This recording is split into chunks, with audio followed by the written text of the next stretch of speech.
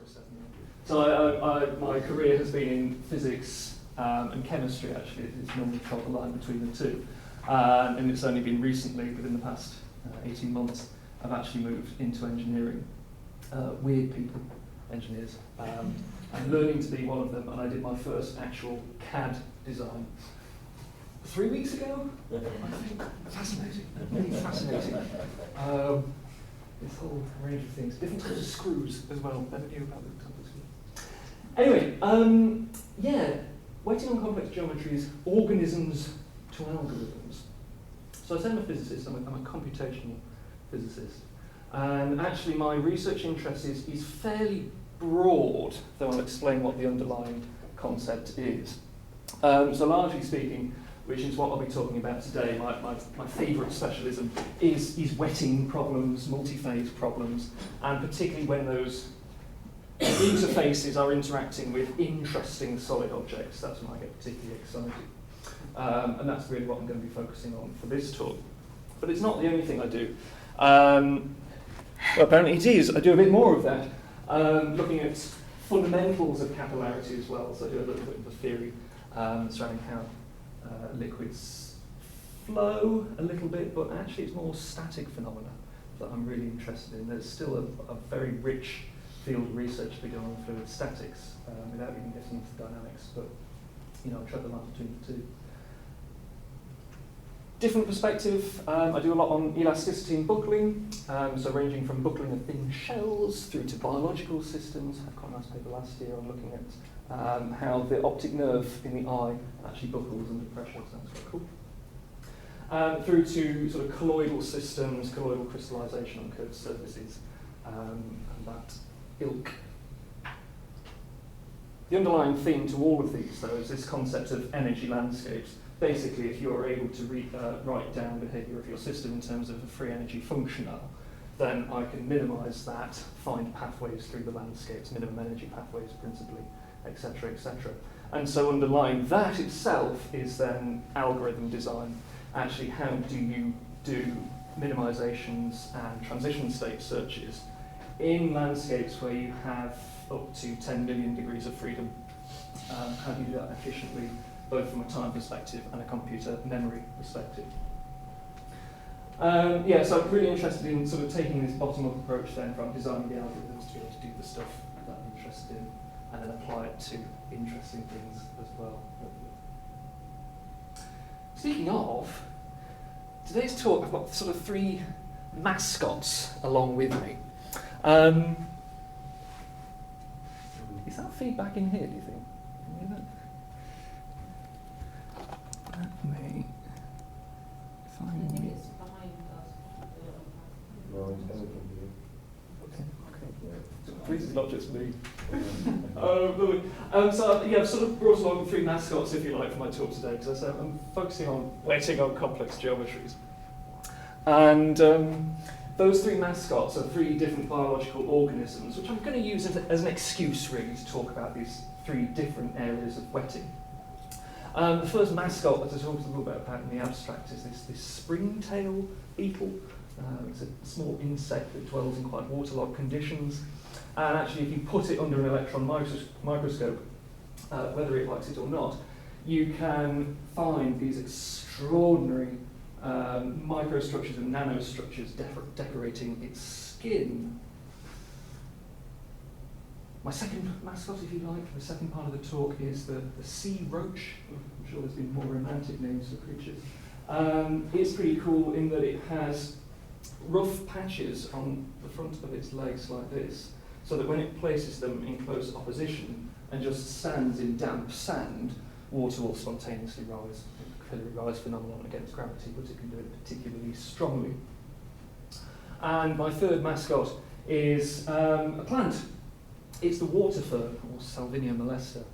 And it really is extraordinary. When I talk about interesting or complex surface structures, obviously I really mean complicated rather than complex in that sort of sense. It really does take the biscuit, if you like. It has some of these so-called egg beater-like hairs on its surface, which do something functional, and hopefully I'll convince you that we know what they are doing by the end of this talk. First section then, taking this springtail beetle, it was all about the concept of superomniphobicity. So actually taking a surface, structuring it in a very particular way at the micro, at the nanoscale, so that all liquids are repelled by the surface. They bead up and roll off at very low inclination angles. And I really do mean, technically speaking, all liquids, even those approaching zero surface tension. Quite provocative. So coming back to my little mascot then, the springtail. Superomniphobicity was first discovered naturally on this particular creature. Oh, I think there's a chair just over here.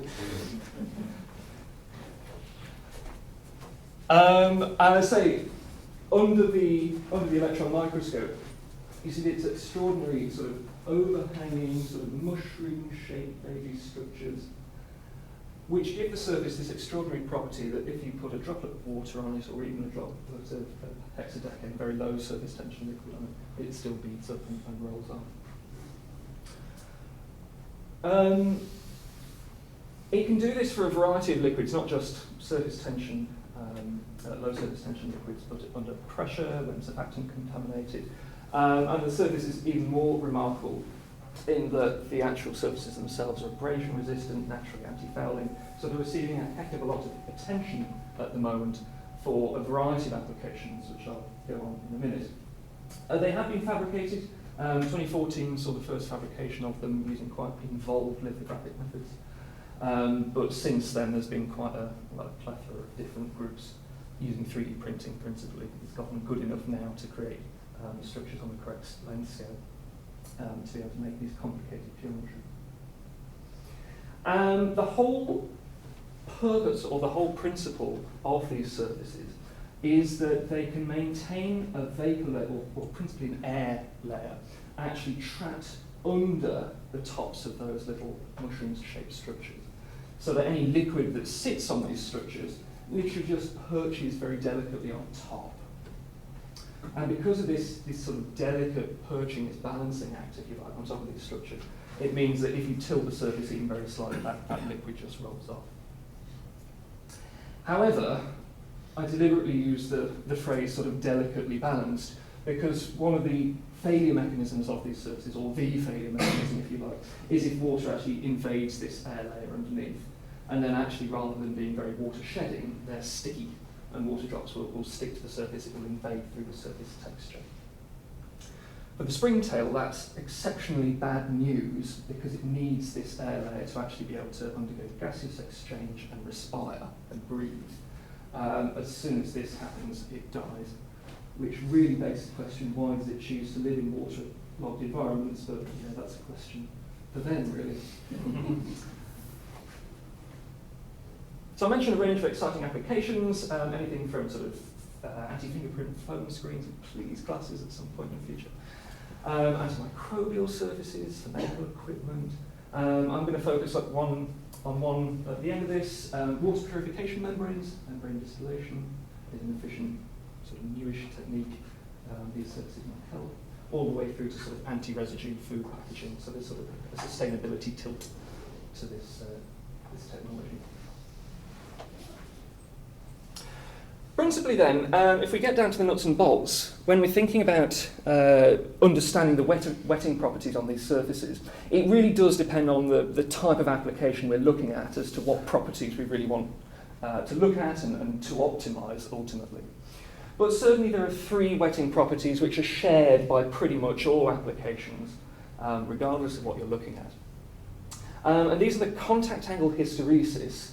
So actually, how easy is it to pull the interface across the surface? That relates to how easy is it for water droplets to be shed off the surface. Ideally, you want that to be low in general, so that the water is efficiently shed. Otherwise, what's the point of going through to the trouble of having these surfaces? A second critical property is the critical pressure. So how much pressure can you apply in that liquid phase on top relative to the gas phase before there's spontaneous infiltration and breakdown? And then the third one is more interesting and much more general, and that's actually the minimum energy pathway.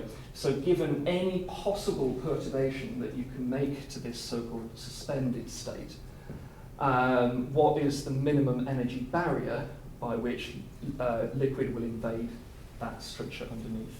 And then that's quite an important engineering design principle, because you really want to engineer against that barrier being overcome in normal operating conditions. In this situation, you have a very strong dependence on the deepening law of your contact line at the edge. Yeah, very good. That, are you sure that you can wash all the water when it's deepening? Because that's not true for me. You're absolutely right, yeah. In reality, yeah, you tend to see satellite droplets and that forming, particularly when you've got strong pinning at these corners. It doesn't happen in these models, and actually in experiments it really depends. But certainly in this case, we'll be assuming that there's a clean breakaway from the surface, but yeah, to be investigated. So I talk about energy landscapes being underlying all of this, so of course I actually need an energy to be able to describe this. And in this case, I use a so-called diffuse interface potential. We've seen a lot of diffuse interfaces last week in particular, but just a very brief overview of the one I'm using. Basically what we've got is a number of terms in this energy functionale, which is in terms of the order parameter phi, where phi varies smoothly, across the entire real axis, but typically we have, there we go. In the pure liquid phase, phi is 1, and the pure gas phase, phi is -1. I should say technically, I'm saying liquid and gas, really this is generally any two immiscible fluids. I'm not simulating any sort of density or actual chemical properties. And then, because it's a diffuse interface model, there's a diffuse interface, and that has characteristic width epsilon. That first term then, in my free energy functional, just gives us, so this is a double well potential, minima at phi equals 1 and phi equals -1, which means that we can have coexistence of both the liquid and gas phases. And then we have a term which penalizes the interface between liquid and gas. And those terms together actually impart surface tension into the liquid. And you can derive analytically the relationship between that particular form and the value of epsilon you put in, and the surface tension that you actually get between your two fluid phases. The second term in this expression defines the solid-fluid interaction. I'm interested in wetting. There has to be some sort of wetting interaction. For this, we use a cubic functional, which just we can analytically relate the parameters in this to the actual contact angle on the surface. So again, we can prescribe exactly what the contact angle needs to be and get it, and what the surface tension needs to be and get it. And then finally, because as well we're so interested in simulating different pressures, we've got a PV term there for actually pressurizing the liquid relative to the gas. Just to keep things simple or tractable, at least in this first instance, the geometry I'm choosing conforms to the underlying square mesh of my computational lattice. And I define all these different parameters, just defining the actual open sort of mushroom geometry itself. And these I'll play with and see how those different wetting properties are affected by each of those parameters in turn. So already in this simple model, you've got quite a number of degrees of freedom just in the parameter space. Never mind about the actual underlying landscape itself, which is probably what it took me an entire PhD to do. Oh yeah, computational domain into a cubic lattice, and we discretize the free energy, that's fine. Okay, so two of those properties rely on us actually finding free energy minima in the free energy landscape. So literally, if I just take a toy model contour plot, what that looks like is moving my system from whatever initial state it is, which is unlikely to be a minimum, down to a minimum energy state. Because I typically have, say, 1 to 10 million degrees of freedom in this, I can't just use any minimizer, any optimizer. I use the LBFGS algorithm, which is just both computationally and memory efficient. You never want to form a Hessian matrix when you've got 1 million degrees of freedom. If you want to invert that, be my guess. So very briefly then, this is really a whistle-stop tour of the things I've done. I'm just giving you sort of a flavour of what we did. But, so starting with the critical pressure in this case, what we're doing is just surveying all of those different structural parameters on that little square geometry and seeing which ones affect the critical pressure. And it turns out there's only two parameters there that affect the critical pressure.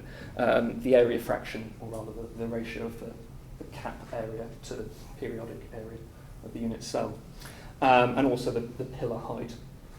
If your pillar height is too small, as soon as the liquid interface sags underneath, it touches the bottom surface, and so that infiltrates and fills your system, and that's there.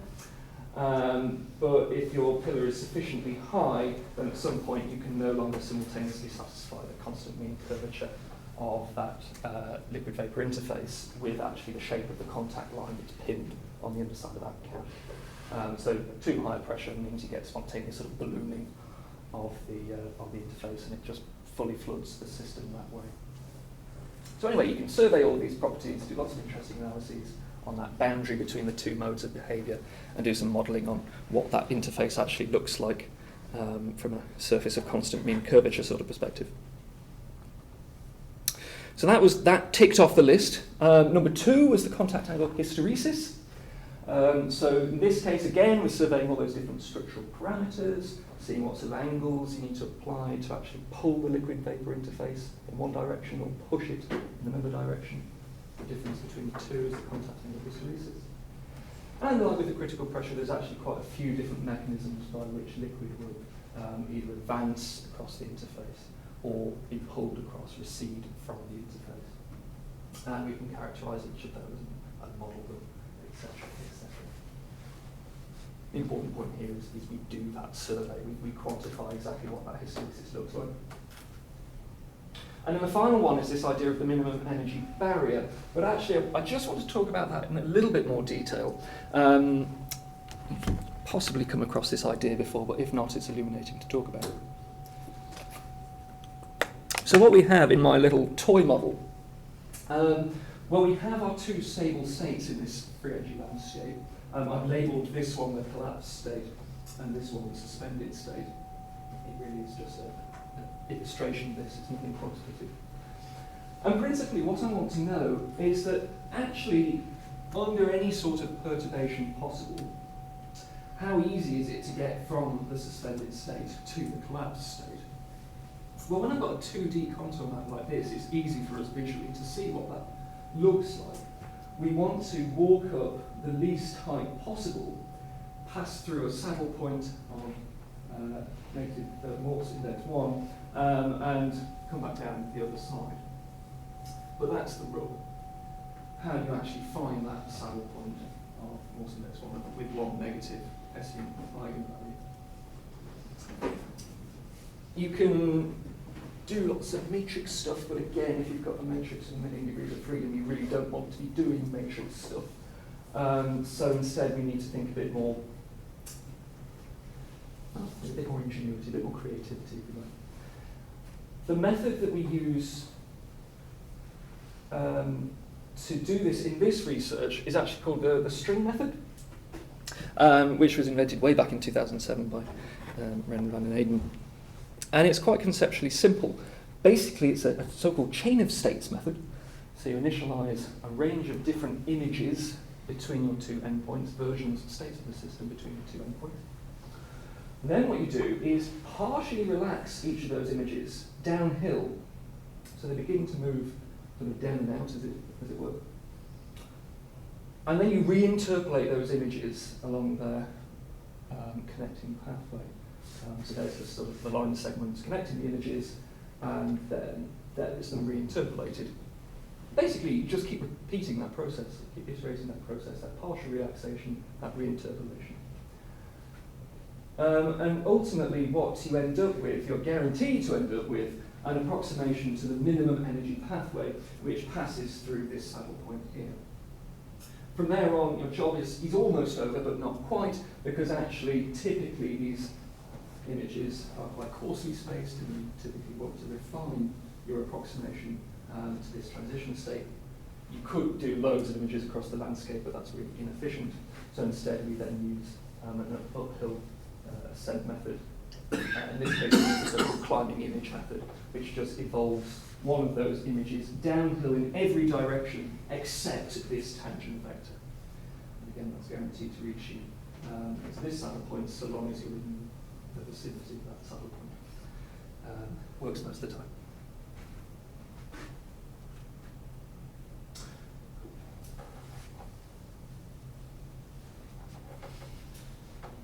What these minimum energy pathways look like then. Again, there's actually a range of mechanisms depending on what your structural parameters are. For these cases, there's two principal failure mechanisms by which we go from the suspended to the collapsed state. So the first one I call base collapse. So that's where the liquid actually sags down between the pillars and then completes its transition that way. So it sags down at the corners here, touches the bottom, and spontaneously fills the corners. And importantly, the point of highest energy is the transition state, and if I can be dexterous enough to get that without freezing my laptop.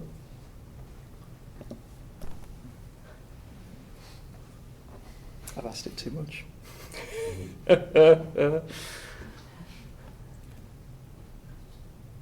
Oh. Do excuse me, talk amongst yourselves. Just, show my emails, great. Okay. Right, cool, there we go.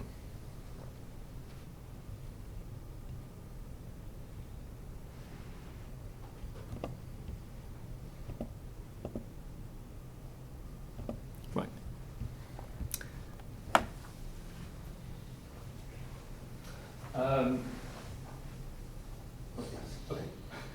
There is that highest energy point.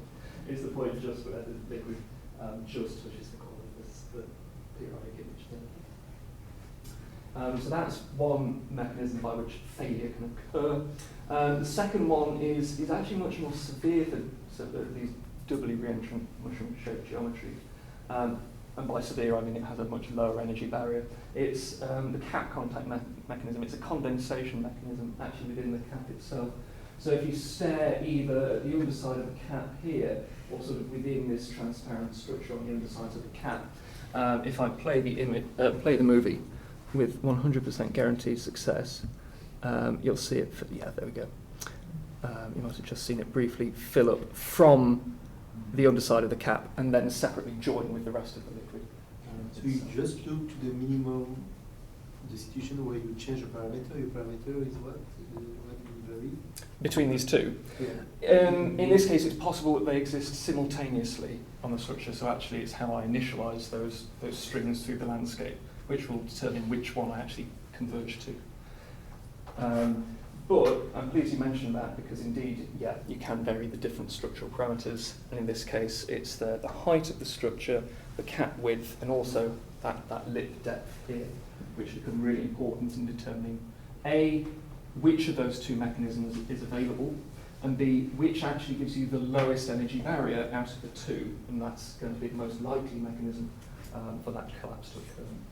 So you have periodic boundary conditions? Yes, yeah.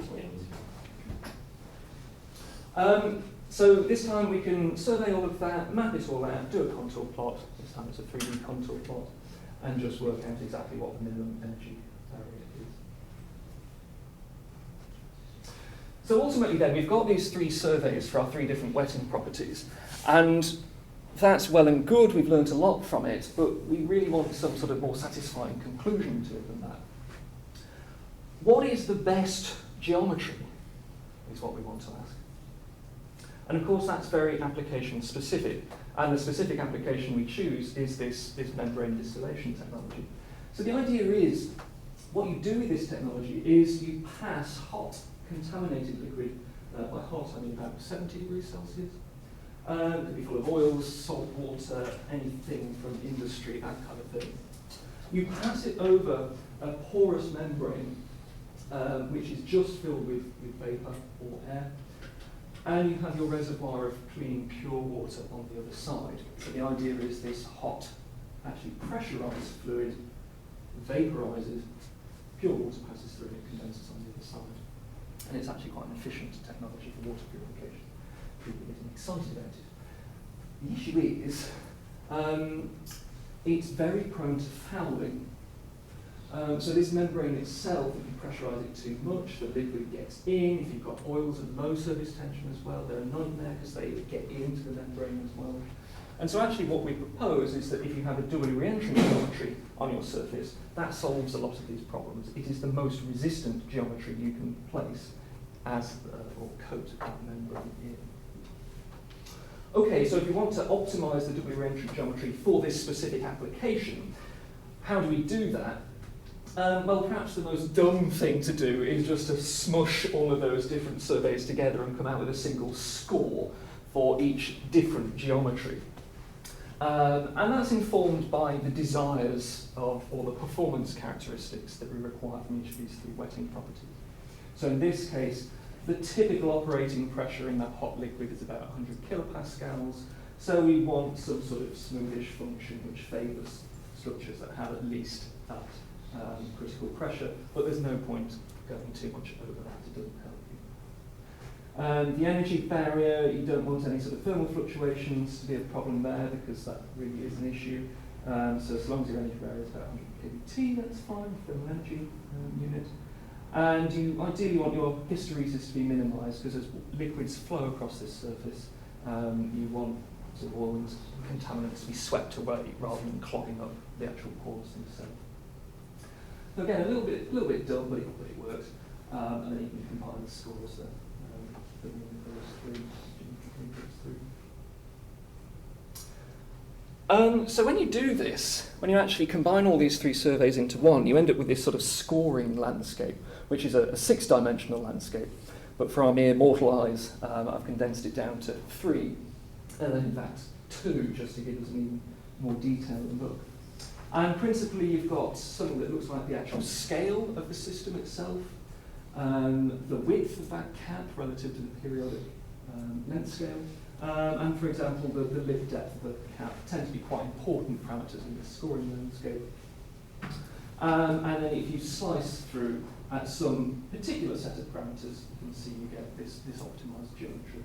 And it's actually really satisfying to get real numbers out of this. So as a physicist, I always work in dimensionless units, but it's nice to get some dimensional units out, which satisfy all the requirements we want. We also do a genetic algorithm just to show that you can do it much quicker than doing this whole survey. You get speed up about 10,000 times. So I sort of wish I did that to begin with, but here we are. Fun thing is when we do this optimization, we actually get an optimized length scale and structure scale, which is very, very similar to what the springtail has evolved. It's almost certainly pure coincidence, but it certainly gets the little grey cells worrying as to, are there any similarities between our structure and the springtail structure? Well, certainly in membrane distillation and the springtail, you're looking at optimizing something that needs to maintain a gas layer under pressure. It's active work that we're looking into at the moment, exactly what that correspondence means. Is that the springtail? Yes. It's water and X, isn't it? Yes, absolutely. Yeah, so the periodicity of these structures, about 300 nanometers, is very similar to these optimized structures. What's the circular thing? The circular thing on top, this thing. Yeah. Yeah, that's just the droplets of water in the experiments. These wasn't me putting droplets of water on insects, by the way. It's just a different paper. I wouldn't be so cruel. I'm not sure they're still living.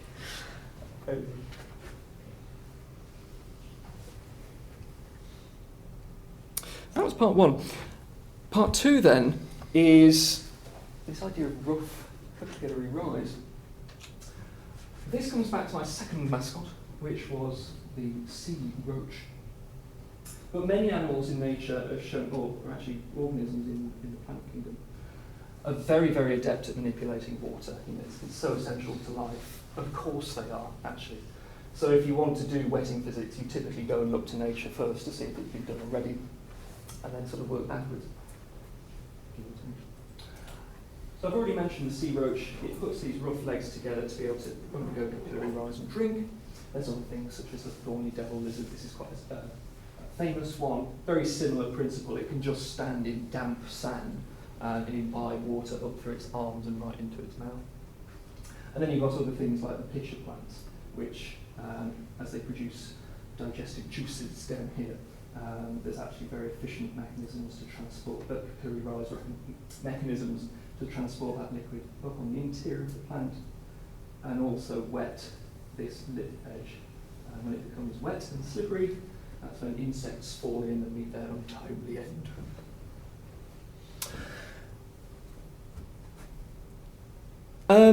So anyway, the commonality between all these three is this idea that you're getting capillary rise between rough structures that have some microscopic roughness of a different or unrelated length scale to the gap between the two structures, or the diameter of the capillary, the distance between two rough surfaces.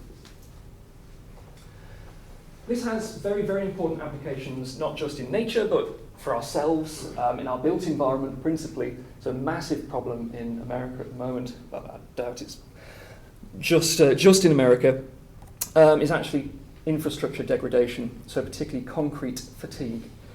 It was interesting, I did this as a physicist, and then the next thing I did, I became an engineer. Perhaps this is revealing more about me than I care to. As concrete ages, it forms micro cracks, and one of the principal aging mechanisms is water imbibing into these cracks, and particularly during freeze-thaw cycles of hot and cold weather, that water freezes, expands, and really destroys the concrete structure from within. What we'd like to know then is, I'll take a backward step at the moment. One of the really interesting things coming to this project was, weirdly, a heck of a lot is known about the dynamics of capillary rise between rough surfaces from a range of different perspectives. So you've got sort of physics perspectives, fabrics, what's that one? Oh, geology, and then sort of biology as well. A lot on the dynamics, but nothing actually on the statics. Everyone was assuming what the equilibrium capillary rise was, but no one actually knew, and it turned out that was not a good thing. It was very dangerous and erroneous. To understand rough capillary rise, then, we need to understand the marriage of two different concepts. So the first one is this normal, simple capillary rise, which has been known about for literally centuries. Known as During's law, typically. You've got two smooth surfaces, then your rise height, Cj, is simply related to the contact angle on the surface, the capillary length of a liquid, and the separation between those two plates. For the remainder of this section, I'm just talking about two infinitely adjacent plates, rather than, say, for example, a capillary tube, but the analysis could be done the same. So that's one half of the story. The next half of the story is looking at the roughness itself, what's going on there, how does it interact with liquids. The theory to understand this is this idea of hemywicking, of how the surface roughness, the capillary forces caused by the interaction between the liquid and the solid, actually cause liquid to be spontaneously imbibed within that very thin, rough texture on the surface of the surface, on the surface of the solid. So we've got to marry those two together. So there was a number of key assumptions in all that dynamics literature about how the equilibrium behaviour of capillary rise worked. So the first one was that these two phenomena, the capillary rise portion and the hemywicking portion, are completely independent of each other. You can understand both separately. The second one was that if you were, or if researchers were trying to model capillary rise, the equilibrium capillary rise, typically one of two models would be employed. The so-called Wenzel treatment, which assumed that the roughness was already pre-wetted. That assumed the roughness was dry to begin with, and then capillary rise just happens between two dry surfaces. Or the Casabaxa treatment, which was the opposite. That assumes that the surfaces are already pre-wetted, pre-imbibed with this hemywicking liquid, and then capillary rise occurs between the And then there's a final one that this hemi-wicking can be described by a force balance, actually, at the contact line, a very rudimentary sort of thing to do. And by the way, these assumptions are informing real things, such as the storage of radioactive waste, and where hydraulic fracturing fluid goes in cracked rocks. Typically about 80% of that hydraulic fracturing fluid just vanishes, and it's not entirely clear where it goes. So it's of some concern. It's also of some concern that these assumptions are being used to inform these. On a more positive note, we also want to understand rough capillary rise for new technologies. So the team I was working with ExxonMobil were looking at liquid-based carbon capture technologies, so imbibing liquids into rough, porous structure, water purification, things like that. So lots of reasons to study this quite seriously. And in this study, we took a three-pronged approach. We did simulations, the Exxon team did the experiments, and I came up with the theory. Sort of unfortunately, but as is a motif of this sort of research, multi-stability is a massive issue here. If you just try and naively simulate liquid rising between two rough structures, here I just use an array of two square post array. Depending on how you prepare the system, how you initialize the system, you will get a different outcome. And in fact, in experiments, this is exactly the same. If you tap the surface a little bit, the water might push up or down to get to a new metastable state. And you can find quite a few doing this rigorously. And when we map out the energy, the free energy of each of these states, as a function of both the capillary rise parameter and the hemi-wicking height, each of these blue dots corresponds to a unique state on this surface, a unique distribution of where this water is here and where this water is here. And what we are actually mostly interested in, certainly in this initial study, is what is that minimum energy state, what's the global minimum right at the bottom here. It's not a trivial thing to simulate all of these and find that minimum. The model that we develop to understand rough capillary rise is conceptually very, very simple. I mean, my goodness, there was some very sophisticated stuff with differential equations last week. This ain't it. It is a normal equation. You just need to parameterize it well.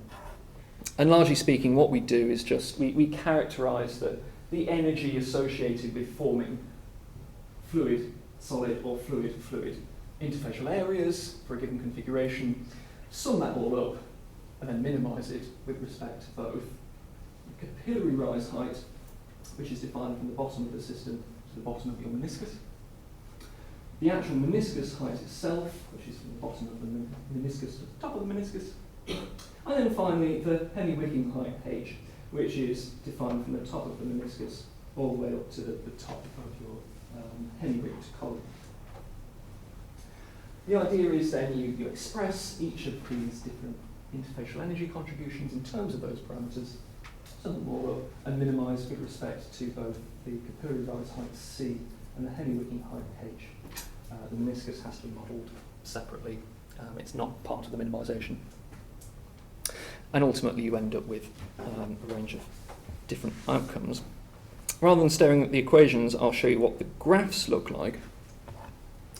So this graph overlays the experiments, which are the solid data points, the simulations, which are the open triangles, and then the theory, which is these solid coloured lines here. And we were very, very pleased with the agreement between all these three. This was for one particular square post system. I think water was the liquid we used on this one. Though you can do it for a variety of different systems, cylinders, different liquids, different length scales, that sort of thing. And the agreement really is pretty good, even in this simple model. What's happening then? Well, at large plate separations, basically the two surfaces are non-interacting. All the rise heights look exactly as they do, or very, very close to what they do, as if you just had one single isolated plate with an infinite reservoir of water extending out from it. As you bring these plates closer and closer together, though, perhaps unsurprisingly, They start feeling each other more strongly, and so the capillary rise height starts increasing quite rapidly. And this is met by a commensurate decrease in the Henny-Wicking height of the portion of liquid above the capillary rise. However, the sum of the two remains constant. The top of the system always remains at the same height, its equilibrium height. And then something very, very interesting happens, which hadn't actually been seen, thought about before. When the plates are close enough together of the order of the length scale of the roughness, then what happens is actually capillary rise overtakes the top of the Henny-Wicked column. The plates are so close together that, that capillary rise jumps past the top of the Henny-Wicked column. And so as you bring the plates closer together from there, then you just get capillary rise with no Henny-Wicking extending above the top of the surface. And you can do that as much as you like, and get some particularly large capillary rise heights. That's an important scheme, because actually a lot of the real structures that we're interested in that have particularly large rise heights, and so the most important ones, are in this sort of regime, where the surfaces are very close together compared to their roughness. And then, a very nice outcome from this is just, it's a quick and easy thing to say here. This dual rise model that we develop is accurate without any fitting parameters, which was pleasing. And here's a number of different geometries which we did with also similar accuracy. Given the time, I'll quickly skip over to the next section.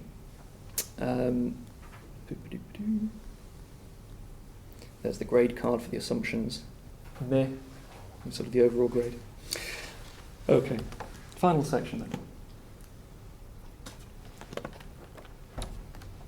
This is ongoing research with a group of Helen Kussberg-Marja, who was at Durham, who's now in Edinburgh, and his PhD students or postdocs studying. So we're working this up as we speak, almost literally. So, hopefully what I've convinced you of today is that nature really does abound with surfaces of extraordinary complexity.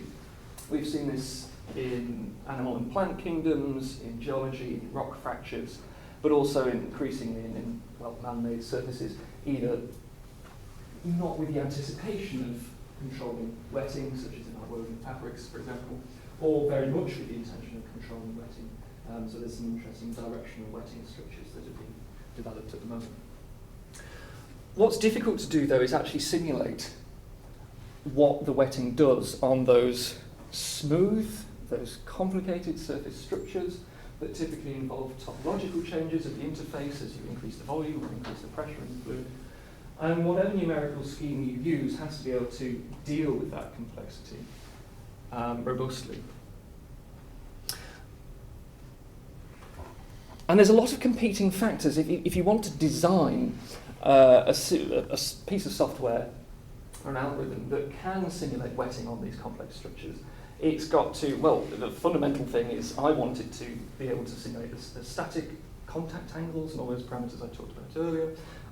We're looking at doing dynamics, so the lattice-Boltzmann method is our dynamics method of choice, using the free energy phase field model we saw earlier, so there's very much a relationship between the two. And then there's all these sort of competing factors, like you really do want your surface tension and contact angles to all be quite accurate. You want the geometry to be accurately described. You don't want to go to crazy high mesh resolutions. You want it to be computationally efficient. You want to be able to do multiple fluids, not just 2 or 3, etc., etc., etc. And so your shopping list of desirables gets very big, very complicated, and very interconnected quite quickly. And really, there's no one method that solves all of those. Until now. At least that's my claim. Don't believe it. As an example, I'm going to look at this water fern, this Salvinia water fern. And as it says, it is remarkable. It lives on the surface of ponds and streams. Its leaf here is facing upwards. And if you zoom in on the leaf, let's say you see these sort of egg beater shaped hairs. They're about a millimetre in length, so they're not We're not talking about nanostructures, we really need microstructures, millistructures. And what they're thought to be there for is to allow, kind of similar to what we saw with the springtail, allow the organism to exist in this watery environment by maintaining an air layer close to its surface, which it uses for respiration, gases exchange, photosynthesis, without the water getting in and spoiling all of that. However, the water fern does one thing that the springtail doesn't. I claim it's a bit more advanced on the evolutionary tree. So it maintains that air layer, well, the proposal is it maintains that air layer through two different mechanisms. The first one is that it stops water getting in by having these egg beta-like hairs. The majority of them is hydrophobically coated with microcrystalline granular waxes, so it's actually very difficult for water to penetrate through that structure. But the second thing, which is what's different about this compared to the springtail, is that right on the top of these egg beta hairs, look here, there's a little hydrophilic patch of wax which really sticks to the water. And the idea is, well, again, the proposed idea is that that is there to stop the air escaping. So you're preventing both water getting in and air getting out. It's a double whammy effect, or they described it more eloquently as the Salvinia effect. So quite exciting from all sorts of perspectives, from anti-drag coating on ships being the main one. However, very complicated structure, very difficult to simulate, and so we really wanted to come up with a new algorithm which was capable of dealing with geometries which are smooth, which are complex in structure, not just blocky pixelated structures like the little square W reentrance thing I showed you earlier, or square posts. You know, that's been done to death now with board. So to do that, we've developed the so-called frozen fluid method, which hopefully conceptually it's fairly simple. The idea is you just take a triangulated mesh of whatever geometry you're looking at. You can make that yourself. I did this in a program called Blender. You could take 3D scans, for example, and get point cloud data. So long as you've got the face data associated with that, that's fine. Then you bung it into this phase field model that we use. And your next job is actually to identify what's interior to that solid and what's exterior to that solid. Nothing very complicated, that's quite easy to do. But then is the interesting part. What you then do in the interior of that solid is that you place an attractive potential inside the solid so that it's energetically favourable for liquid, this sculptable solid liquid. I've really not settled on a name for it yet. You'll have to bear with me. This liquid is localised to wherever that attractive potential is, and by that I mean it's localised to the interior of your solid region of interest. Then what you do is you minimise the energy of that system with no additional constraints, and because you've got this attractive potential on the interior and on the exterior, you have to do a bit of tuning, but ultimately this sculptable solid fluid thing conforms to the shape of your geometry, and that is a minimised contour of the boundary then. The important thing to do with it, that relaxation part is quite important because forming the correct diffuse interface is absolutely essential in order for these models to work. Unless you get the correct, typically it's a hyperbolic tangent profile going from the interior to the exterior, unless that is correct, you won't get an analytic correspondence between what you want your surface tensions and contact angle to be and what you actually get out of your simulations. So it's vital to get that. Then what we do, it's called the frozen fluid method, we freeze that fluid in place. That's done its job now, it's formed the skeleton if you like. Then we can apply, if you like, the water and air to this system. So in this case now, if we just initialise an interface with water on top of the geometry, air underneath, we've got the air-water interface represented in blue, and then this frozen fluid is still in grey. Now we can minimise the water-air system around this frozen solid geometry. And what we can do is sort of survey the different parameters that are of interest in this geometry. So in this case, what's particularly important is the contact angle at the very tip, the contact angle of the rest of the structure, and you can survey where the extrusion critical pressure is particularly large in magnitude. So up here, you've got particularly large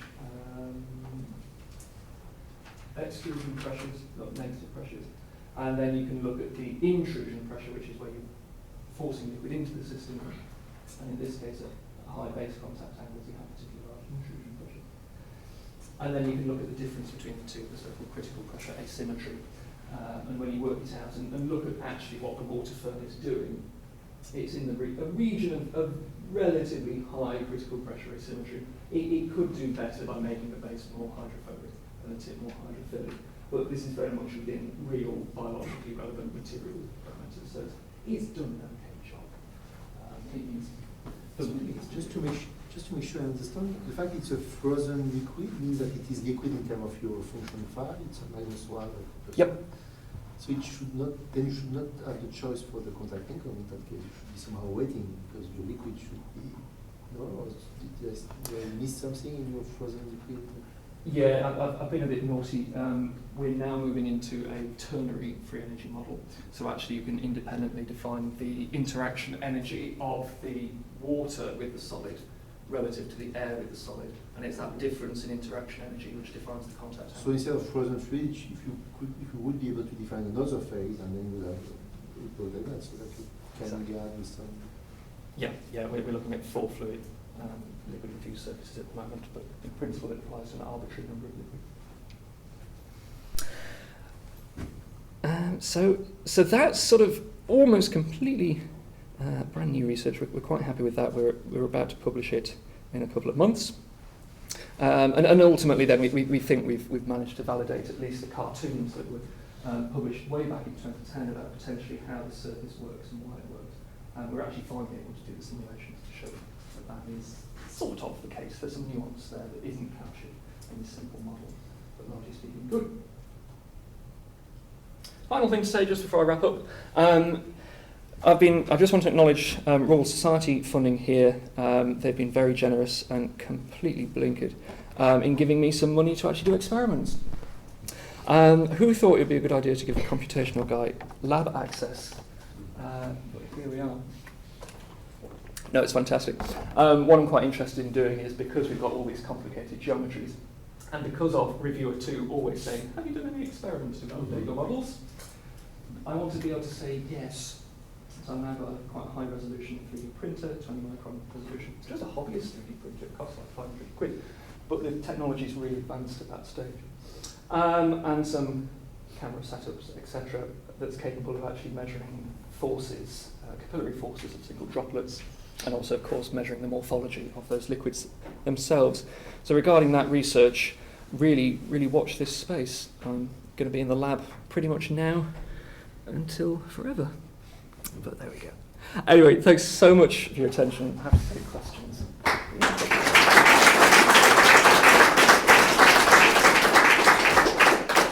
Thanks very much, Jack. So,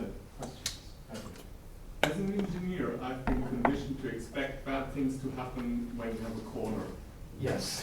So, looking at this picture, you only showed cases in part 1 where there are rectilinear structures, essentially. Can you comment on how the shape, like if you would make that circular, for instance, those little pillars, would that change? Because you can also see that, like in that one collapse scenario, it starts at the corners, right? Yeah, you're absolutely right. Interestingly, when you've got sharp corners, certainly the interface will tend to pin at those corners. And you've got the Gibbs pinning criterion, so it can't move past that corner until it's satisfied the contact angle on either edge. When you start rounding those corners, really all that happens is you get the same angle change as you change, for example, the pressure or contact angle, hysteresis, dragging force. You get the same angle change, but now that pinning line starts to translate very slightly around the corner. So as you make that corner more smoother and smoother and smoother, you still get the same angle change, but it starts moving as well as changing angle. So that's largely speaking the only difference. The diffuse interface method itself sort of does an automatic intrinsic smoothing of any particularly sharp features like that. So the collapse would be less sudden, would be a bit more gradual, or? Less than that, it would just change where the boundaries occur slightly. Obviously, if you go to very extreme rounding and you're actually changing the underlying geometry itself, then you'd get a different picture. Well, because the animal you used as a mascot also seems to have Slightly smooth. Yeah, but still rectilinear predominantly. So I was wondering, how the shape comes into all of this. Open question. It's really uncertain why that springtail has chosen the square geometry as the optimum geometry. I have been a bit selective in what I chose to show you because there are other species of the springtail which have sort of triangular geometries, Kagome lattices, all sorts of a broad variety of different lattices. And it's not clear why they are so well optimized across such a wide variety of different lattices. It's quite exciting. Yeah, so what I know of experimentally of the transition from the Cassie-Baxter to the Wenzel state is that it's more or less a zipping type of thing often. So do you look into that as well? Because you looked essentially where it fails as a whole, no? So where you, Yeah, absolutely. That's one of the key questions we had to battle with right at the start. So because of the periodic boundary conditions we've got on these surfaces, basically what we're simulating is the entire surface as one collapses altogether, which isn't actually how the collapse happens if you do the experiments. Actually, it will fail locally at one point, and then that local failure will typically propagate outwards. We wanted to do that, but it was computationally so much more expensive to set up with this one. And also it reveals actually quite clearly the relationship between the geometry of the structure and the minimum energy pathway. So it's definitely a valid thing to do to start with, but then the next thing to do would be the zipping mechanism. Yeah, you could in a unit cell start with a completely wetted side or something maybe, and then go from there. We could have done, typically you need like 2 or 3 in each direction. Or something. But yeah.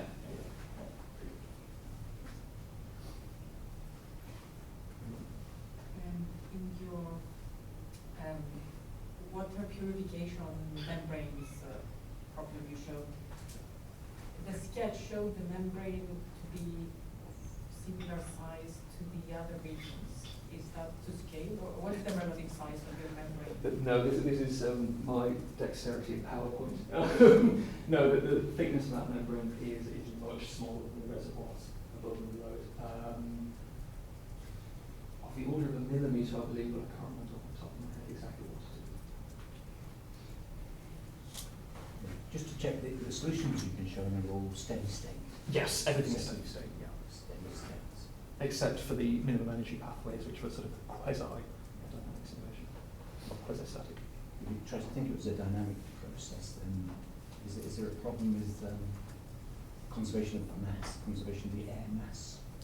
Conservation of the air mass is an interesting one. That's something we didn't actually constrain in the system. We were assuming that liquid can, both liquid and air can enter freely or leave freely at any point in the system, which is a bit artificial, except that when you actually look at the results, you see that liquid it could enter from the top and air leave from the bottom. But you're right, we're not constraining that air mass. One thing we could do, for example, is put a volume constraint on that air. And indeed, that would change the collapse mechanism as you try and compress the air by the invading liquid. But it's just a choice we made. Is the air being able to leave freely is the worst case scenario, right? Exactly, yeah. In sort of well geometries where the air is confined, you see collapse is delayed for significantly longer. But then you get all sorts of condensation mechanisms occurring instead. Do you get bubbles appearing? Bubbles of air? Yes. Swapping out? Yeah, exactly. Although typically it's more of a dissolution mechanism, so the air is solvated by the water, and that's how the water gets in. Okay, I think that's a good point to draw to a close. Let's thank Jack again.